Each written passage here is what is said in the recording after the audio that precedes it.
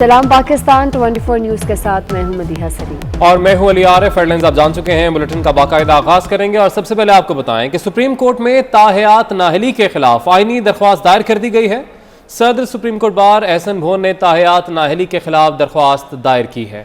آپ کو خبر سے آگاہ کر رہی ہے، سپریم کورٹ میں تاحیات نااہلی کے خلاف آئینی درخواست دائر کی گئی ہے۔ صدر سپریم کورٹ بار احسن بھون کی جانب سے تاحیات نااہلی کے خلاف یہ درخواست دائر کی گئی ہے۔ آرٹیکل 184(3) کے اختیار کے تحت سپریم کورٹ بطور ٹرائل کورٹ امور انجام نہیں دے سکتی، یہ موقف اپنایا گیا ہے۔ آپ کو بتائیں کہ عدالتی فیصلے کے خلاف اپیل کا حق نہ ملنا انصاف کے اصولوں کے منافی ہے، موقف کی جانب سے یہ اپیل کی گئی ہے۔ مزید آپ کو بتائیں کہ درخواست اپیل کے حق کے بغیر تاحیات نااہلی بنیادی حقوق کی خلاف ورزی ہے، درخواست گزار کی جانب سے ایسا بتایا گیا ہے۔ بالکل، آپ کو یہ بھی بتائیں کہ درخواست سپریم کورٹ نے عدالتی فیصلوں میں آرٹیکل 62(1)(f) کے اطلاق کے پیرامیٹرز طے کیے۔ مزید اس میں کہا گیا ہے کہ آرٹیکل 62(1)(f) کے تحت جو الیکشن چیلنج ہو صرف اس کو کالعدم کیا جائے۔ سپریم کورٹ نے عدالتی فیصلوں میں آرٹیکل 62(1)(f) کے اطلاق کے پیرامیٹرز طے کیے۔ آرٹیکل 184 کی شق 3 کے تحت عدالتی فیصلے کے خلاف اپیل کا حق نہیں ملتا، یہ موقف اپنایا گیا ہے اس درخواست میں، جبکہ مزید کہا گیا کہ عدالتی فیصلے کے خلاف اپیل کا حق نہ ملنا انصاف کے اصولوں کے منافی ہے۔ تو چیلنج کیا گیا ہے، درخواست دائر کی گئی ہے، اس حوالے سے سپریم کورٹ میں تاحیات نااہلی کے خلاف آئینی درخواست دائر کی گئی ہے۔ صدر سپریم کورٹ بار احسن بھون نے تاحیات نااہلی کے خلاف یہ درخواست دائر کی ہے۔ آپ کو بتاتے چلیں کہ جہانگیر ترین اور نواز شریف کو بھی نااہلی ہو چکی ہے، تاحیات ان کو نااہل قرار دیا گیا ہے، اور اب یہ درخواست جو ہے جس میں کوئی نام تو نہیں ہے مگر یقیناً تاحیات نااہلی کے خلاف یہ آئینی درخواست ہے جو کہ دائر کی گئی ہے۔ صدر سپریم کورٹ بار احسن بھون نے تاحیات نااہلی کے خلاف یہ درخواست دائر کی ہے۔ آرٹیکل 184 کی شق 3 کے تحت عدالتی فیصلے کے خلاف اپیل کا حق نہیں ملتا، یہ موقف اپنایا گیا ہے درخواست گزار کی جانب سے۔ مزید کہا گیا کہ عدالتی فیصلے کے خلاف اپیل کا حق نہ ملنا انصاف کے اصولوں کے منافی ہے، اپیل کے حق کے بغیر تاحیات نااہلی کی بنیادی حقوق کی خلاف ورزی ہے، درخواست گزار کی جانب سے ایسا کہا گیا ہے۔ بالکل، اسی پر بات کریں گے، ہمارے ساتھ موجود ہیں جسٹس ریٹائرڈ شائق عثمانی صاحب۔ سر، بہت شکریہ 24 نیوز سے گفتگو کے لیے۔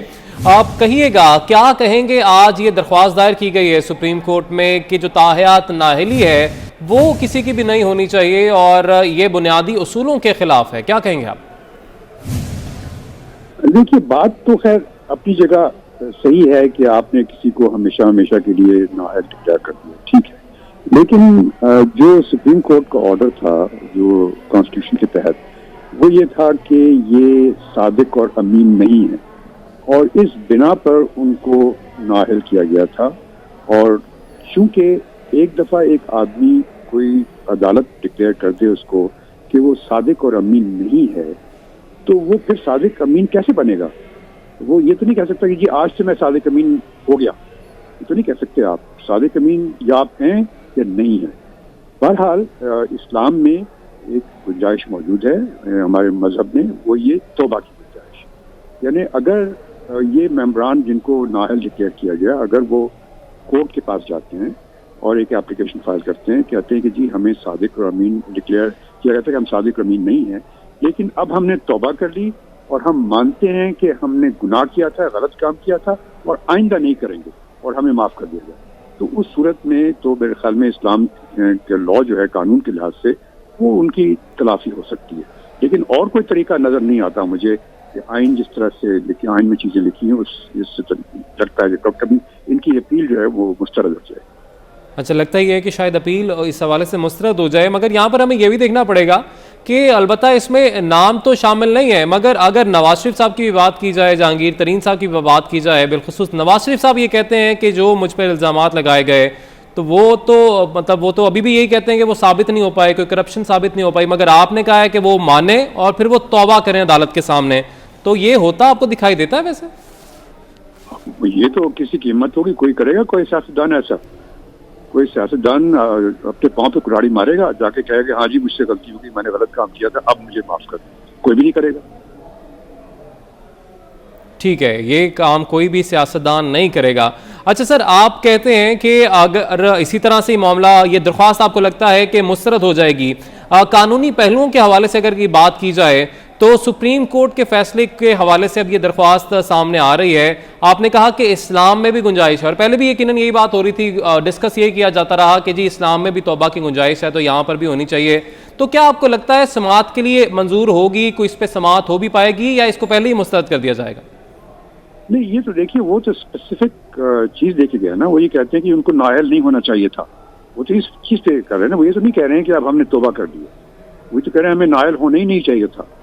تو جہاں تک کہ وہ چیز ہے وہ تو آئین میں لکھی ہوئی. جب تک کہ آئین میں امینڈمنٹ نہیں ہوتی اور خاص پروویژن نہیں ہوتی، جس طرح یہ ہے کہ اگر کوئی آدمی کرائم کرتا ہے تو اس کے لیے 2 سال کے بعد وہ دوبارہ آ سکتا ہے. لیکن اس میں تو کوئی گنجائش نہیں ہے. یا آپ صادق امین ہیں یا نہیں ہیں. یہ تو نہیں کہہ سکتے کہ آپ آج ہیں کل نہیں ہیں. تو یہ چیز ہے. تو اس وجہ سے یہ اپیل، یہ تو میرے خیال میں ایسے ہی ہے، یہ سیاسی اینگل سے کی جا رہی ہے. یہ الگ بات ہے کہ اگر ان کی آپس میں بات چیت ہو گئی ہے جہانگیر ترین کی اور نواز شریف کی کہ بھئی اس طرح سے کچھ کیا جائے تاکہ ہم لوگ بچ جائیں دونوں، تو وہ الگ بات ہے. یہ مجھے معلوم نہیں. لیکن بہرصورت جہاں تک کہ آئین اور قانون ہے اس کے لحاظ سے ٹھیک ہے. بہت شکریہ جسٹس ریٹائرڈ شائق عثمانی صاحب 24 نیوز کے ساتھ موجود تھے، اور اپنا تمام تر جو تجزیہ ہے، جو قانونی تجزیہ ہے، وہ ہمارے ناظرین تک پہنچا رہے ہیں. سپریم کورٹ میں تاحیات نااہلی کے خلاف آئینی درخواست دائر کی گئی ہے. صدر سپریم کورٹ بار احسن بھون کی جانب سے یہ درخواست دائر کی گئی ہے. ہمارے نمائندے امانت گوشکوری ہمارے ساتھ موجود ہیں. امانت، آگاہ کیجیے گا، یہ درخواست دائر کی گئی ہے، کیا متن ہے اس درخواست کا، کیا مطالبہ کیا گیا ہے اس درخواست میں؟ جی، سپریم کورٹ بار کی جانب سے یہ درخواست دائر کی گئی ہے، جس میں یہ استدعا کی گئی ہے کہ سیاستدانوں کی جو نااہلی ہے، جو آرٹیکل 62(1)(f) کے تحت ہوتی ہے، وہ تاحیات نہیں ہونی چاہیے، بلکہ نااہلی جو ہے وہ جو الیکشن جو سپریم کورٹ یا کسی بھی عدالت میں چیلنج ہوتا ہے، صرف اس الیکشن کی حد تک نااہلی ہونی چاہیے، تاحیات نااہلی نہیں ہونی چاہیے. یہ درخواست میں استدعا کی گئی ہے، جبکہ درخواست میں یہ موقف اختیار کیا گیا ہے کہ سیاستدان جو ہیں یا جو نمائندے ہوتے ہیں عوام کے، ان کو عوام سے دور نہیں کیا جا سکتا. تاحیات اگر کسی کو نااہل کر دیا جائے تو یہ چیز جو ہے یہ بنیادی حقوق کی بھی خلاف ورزی ہے اور عوام سے ان کے نمائندوں کو دور کرنے کے مترادف ہے. اور درخواست میں یہ موقف اختیار کیا گیا ہے کہ سپریم کورٹ خود جو ہے وہ قرار دے چکی ہے بلدیاتی انتخابات سے متعلق کیس میں کہ جو نمائندگان ہوتے ہیں، عوامی نمائندگان، ان کو اپنے عوام سے دور نہیں کیا جا سکتا. تو اگر کسی سیاستدان کو تاحیات نااہل کر دیا جائے تو اس کا مطلب یہ ہے کہ اس کو اپنے حلقے سے اور اپنی عوام سے تاحیات جو ہے دور کر دیا گیا ہے. تو درخواست میں یہ بھی کہا گیا ہے کہ جو 62(1)(f) ہے اس میں بھی ترمیم کی ضرورت ہے، اس میں بھی تبدیل اسے کرنے کی ضرورت ہے، کیونکہ اس میں یہ چیز واضح نہیں کی گئی کہ جو نااہلی ہوگی وہ تاحیات نااہلی ہوگی یا پھر جو اس الیکشن میں جو کہ چیلنج کیا گیا ہو کسی بھی عدالت میں اس کی حد تک محدود رہے گی. تو یہ درخواست دائر کی گئی ہے سپریم کورٹ. یہ درخواست دائر کی گئی ہے احسن بھون کی جانب سے. اب دیکھنا ہوگا کہ اس درخواست پر سماعت ہوتی ہے یا اسے مسترد کر دیا جاتا ہے. امانت گوشکوری، آپ ہمارے ساتھ ہی موجود رہے گا. اپنے ناظرین کو ایک اور عدالتی کارروائی کے حوالے سے بتائیں کہ سپریم کورٹ بار ایسوسی ایشن نے فوجداری قانون میں ترامیم کو مسترد کر دیا ہے. سپریم کورٹ بار کی طرف سے جاری اعلامیے میں کہا گیا ہے کہ وزارت قانون و انصاف نے اسٹیک ہولڈر سے مشاورت کے بغیر فوجداری ترامیم پیش کی. ایسی فوجداری ترامیم سے موجودہ نظام مزید بوسیدہ ہو جائے گا. مزید کیا کہا گیا ہے اعلامیے میں؟ امانت گوشکوری بتائیے گا اس حوالے سے بھی.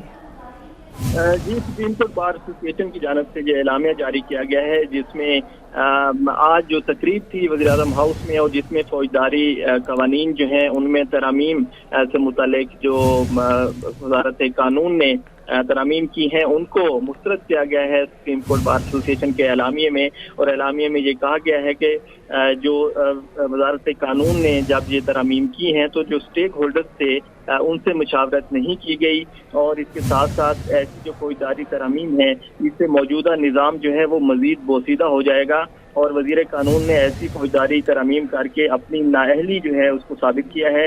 اور اعلامیہ میں مزید یہ بھی کہا گیا ہے کہ کہ اسٹیک ہولڈر سے مشاورت ضرور کرنا چاہیے تھی، اور وزارت قانون کی جو ترامیم ہے وہ محض نظر کا دھوکہ ہے، اور پارلیمانی کمیٹی سے بھی مشاورت نہیں کی گئی۔ تو سپریم کورٹ بار نے اس کی مذمت بھی کی ہے ان ترامیم کی، اور ان کو مسترد کیا ہے۔ ٹھیک ہے، بہت شکریہ آپ کا امانت۔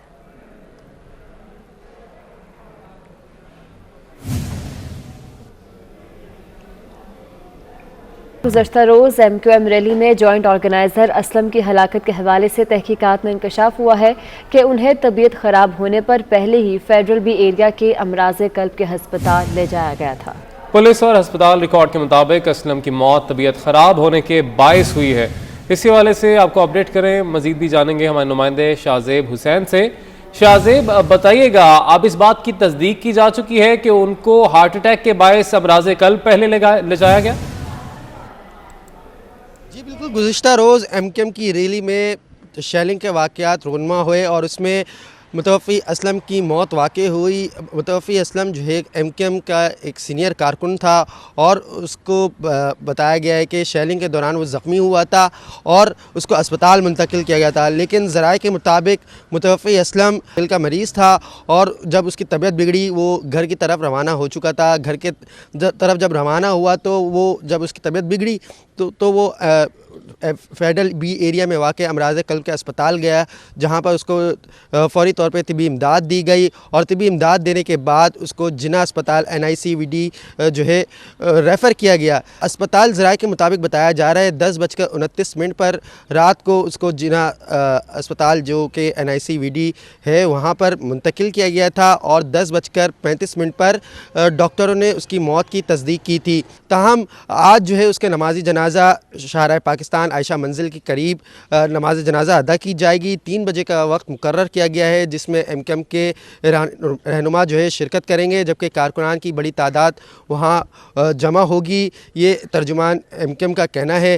جبکہ اس حوالے سے مزید تحقیقات کا جو دائرہ ہے وہ بڑھایا جا رہا ہے۔ پولیس کا کہنا ہے کہ تمام پہلوؤں سے جو ہے اس کی تحقیقات کی جائیں گی۔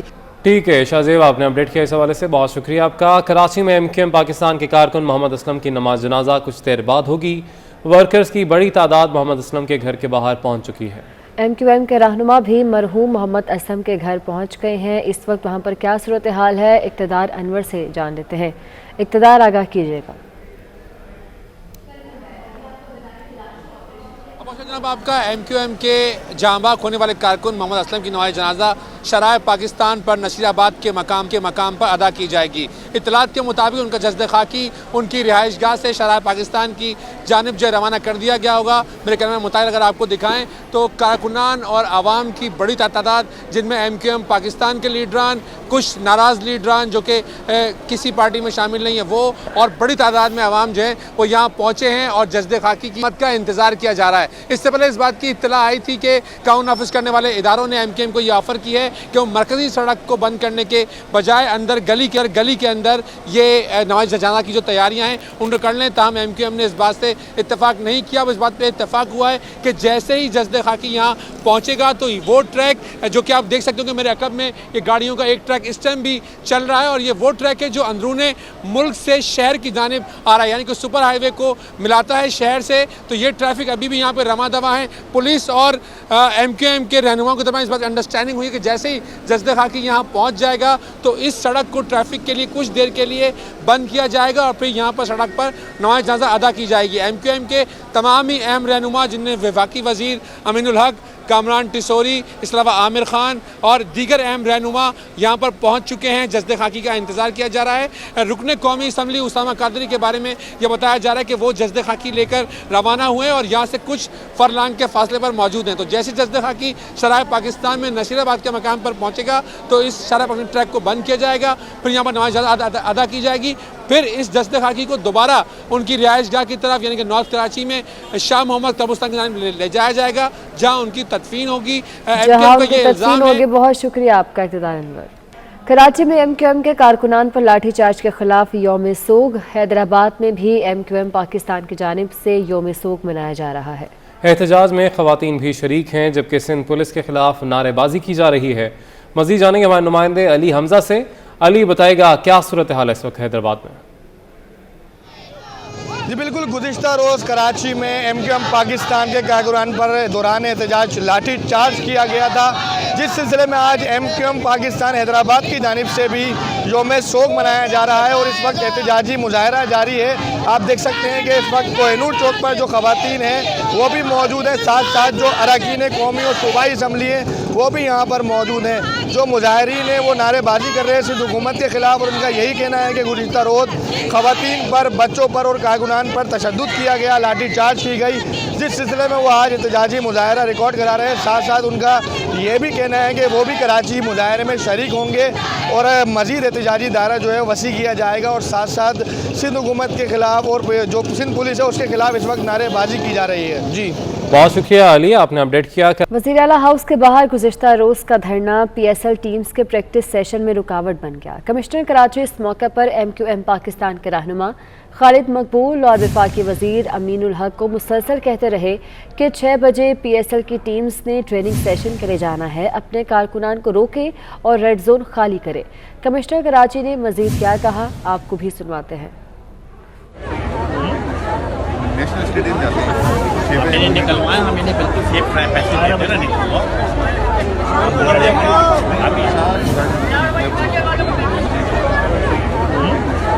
نیشنل اسٹیڈیم جاتے ہیں، نکلوائیں ہمیں نے بالکل سیف پیسے دیتے نا نکلوا۔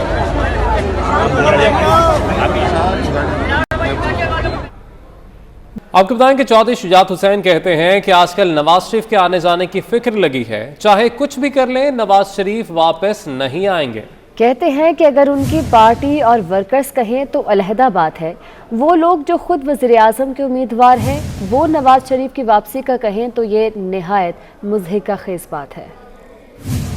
آپ کو بتائیں کہ چودھری شجاعت حسین کہتے ہیں کہ آج کل نواز شریف کے آنے جانے کی فکر لگی ہے، چاہے کچھ بھی کر لیں نواز شریف واپس نہیں آئیں گے، اگر ان کی پارٹی اور ورکرز یہ بات کہیں تو وہ علیحدہ بات ہے۔